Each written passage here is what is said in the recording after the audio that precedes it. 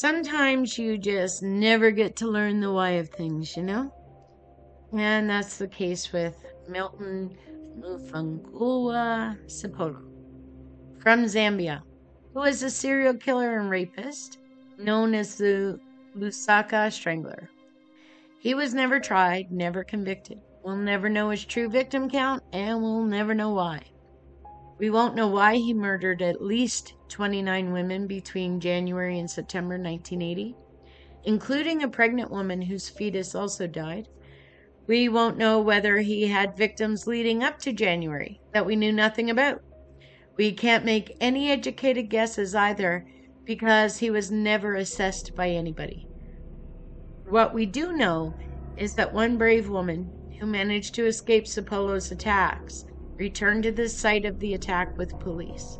Sipolo was there, and police were able to arrest him.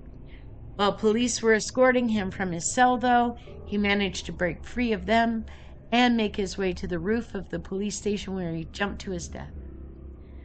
We know he lured most of his victims away from bus and train stations. Once he got them to a secluded area, he would rape and strangle them. He would then leave them out in the open.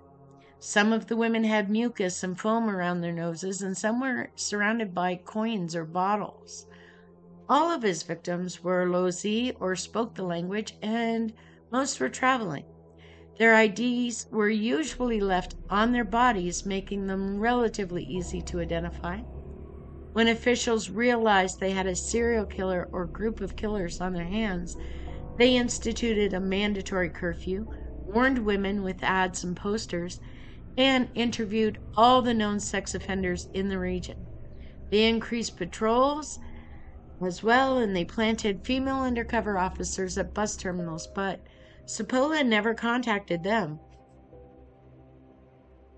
The first survivor of 3 in July was able to tell police the man who attacked her was in a combat uniform.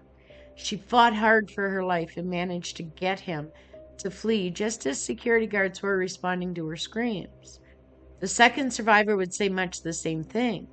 Both women would also describe an accomplice, taller and also dressed in a military uniform.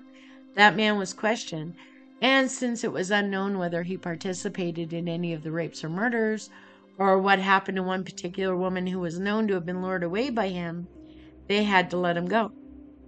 It was the second survivor who identified him to police at a bus station. In his last 3 days of life, he would finally confess the murders and take police to the locations where most of them happened. Thank you for listening. If you're enjoying these videos and you want to see more, please click the subscribe button and hit those notifications so that you don't miss any uploads. We appreciate you. Thanks.